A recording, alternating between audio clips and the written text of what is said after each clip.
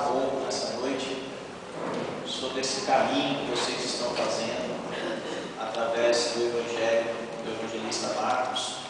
Vou aprofundar nessa noite, particularmente, a questão da partilha, a partilha do pão nosso de cada dia, o que isso significa e implica na nossa vida e no nosso dia a dia,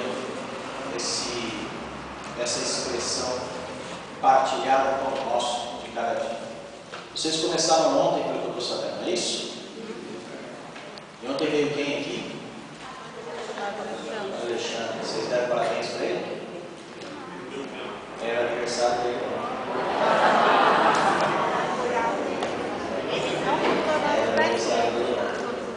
Mas tudo bem, depois a gente reza com ele.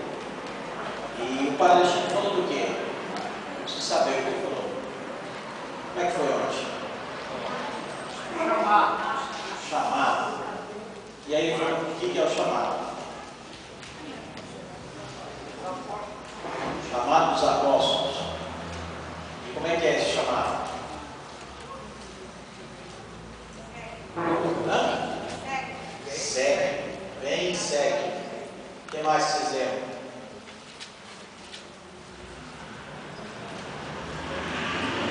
Eita, vou ligar para o Xandão para que não lembro nada. O que mais vocês lembram? Sobre o reino de Deus. Falou o que sobre o reino de Deus?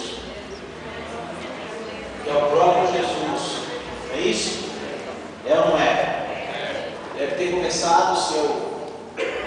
O Padre Alexandre deve ter começado a falar disso, lembrando lá o anúncio de Jesus, né? O reino de Deus está próximo.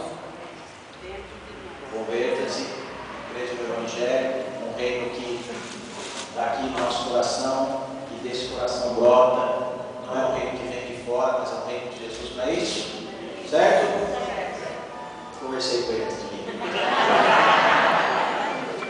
Então, e hoje nós vamos ter que dar uma sequência para isso. Uma sequência prática. Por quê? Porque esse reino de Deus, ao contrário do que a gente escuta às vezes, ao contrário do que a gente entende às vezes, e ao contrário do que nos passa às vezes, não pode ser entendido como um reino intimista, embora seja íntimo e de intimidade. O que significa isso? Intimidade significa que nós temos que ter intimidade com esse reino. Nós temos que ser próximos desse reino, a ponto dele refletir no nosso coração, como disse o Padre Alexandre. Porém, ele não pode ser intimista. O que significa isso?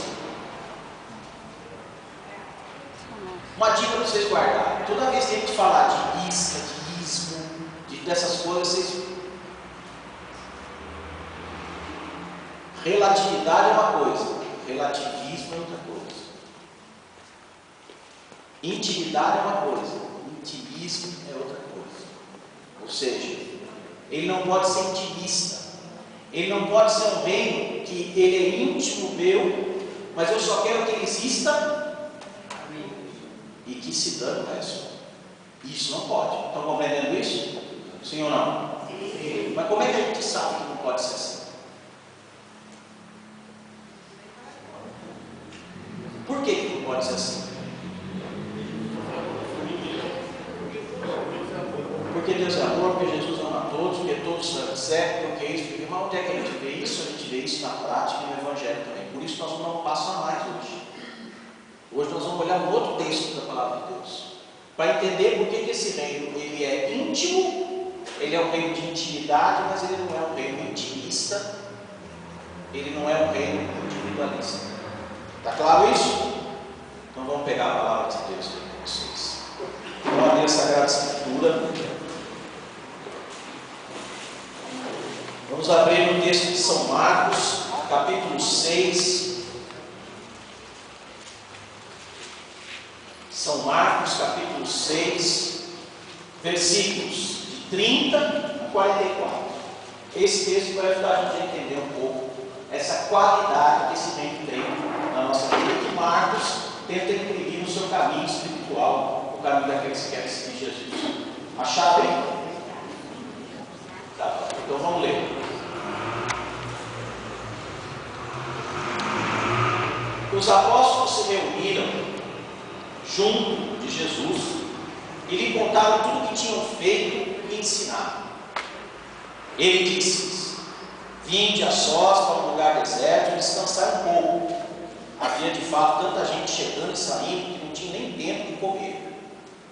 Foram então de barco para um lugar deserto, a sós. Muitos os viram partir e perceberam a intenção. Saíram então de todas as cidades e a pé, correram à frente e chegaram lá antes deles.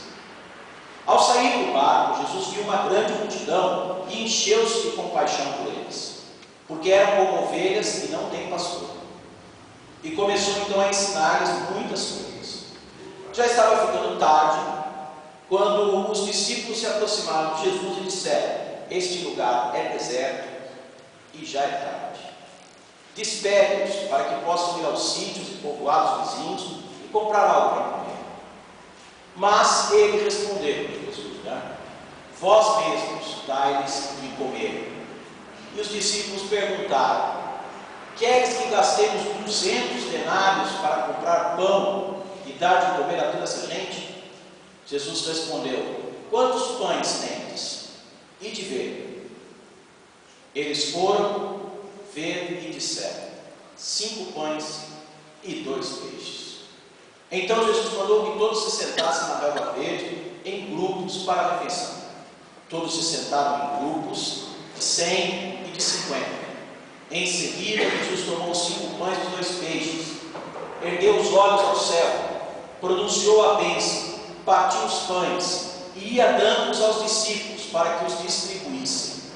Dividiu também entre todos os 2 peixes. Todos comeram, ficaram saciados e ainda encheram 12 cestos de pedaços de pães e dos peixes. Os que comeram dos pães foram 5.000 homens. Mateus ainda coloca: fora mulheres e crianças. Palavra do Senhor. Graças a Deus. Para a gente entender essa passagem, poder chegar no ponto que nós estamos querendo chegar na partilha, é importante entender o contexto dessa passagem que está sendo escrita. Se nós voltarmos um pouquinho antes dessa passagem, nós vamos encontrar o relato da morte de São João Batista. Na verdade, esse relato ele está ali para justamente dividir um trecho anterior desse trecho agora. Nesse trecho anterior ao relato da morte de João, o que acontece, o que aparece? Aparece Jesus enviando os 12 à missão, dizendo para eles: vão, anunciem. Ele chamou os 12, começou a enviar os 2 a 2, deu-lhes poder sobre os espíritos imundos, mandou que não levassem nada pelo caminho. Quem foi na missa hoje? Levanta a mão. O evangelho de hoje é a missa. Evangelho da missa de hoje, né? Esse evangelho de hoje diz o quê? Os discípulos estão sendo enviados para a missão, para fazer a mesma missão que Jesus fazia. Depois de ir para a missão, o que está acontecendo aqui? Eles estão voltando. Eles estão voltando e se deparam com uma cena. Jesus com um monte de gente. E Jesus está cuidando de um monte de gente. E se ele está com um monte de gente, esse pessoal continua nele, porque Jesus está fazendo muito sucesso. Por que Jesus está fazendo muito sucesso? Jesus está com pessoas, segundo o que vai dizer aqui, porque aí ele se recolhe, esse grupo vai para um lugar à parte. Quando chega lá, o povo descobre que ele foi para um lugar à parte e está lá de novo. E aí diz o texto que ele olha e percebe que o povo está com ovelhas sem pastor. Por que isso? Esse povo está bem perdido olhando para Jesus. Olha, nessa época que nós estamos vivendo, se eu falar alguma coisa que o Padre Alexandre disse, vocês acreditam mais no Padre Alexandre do que em mim, certo? Nessa época em que esse povo está vivendo, eles estão vivendo uma situação muito difícil para eles na região da Palestina. Eles estão vivendo uma urbanização romana, ou seja, Roma, que está inserida no contexto deles pelo domínio do Império Romano, está construindo cidades e as pessoas estão tendo que, por exigência, abandonar o campo, abandonar os sítios e ir para as cidades. As pessoas que ficam no sítio acabam perdendo essa propriedade, porque não conseguem mais vender, nem produzir, nem fazer mais nada.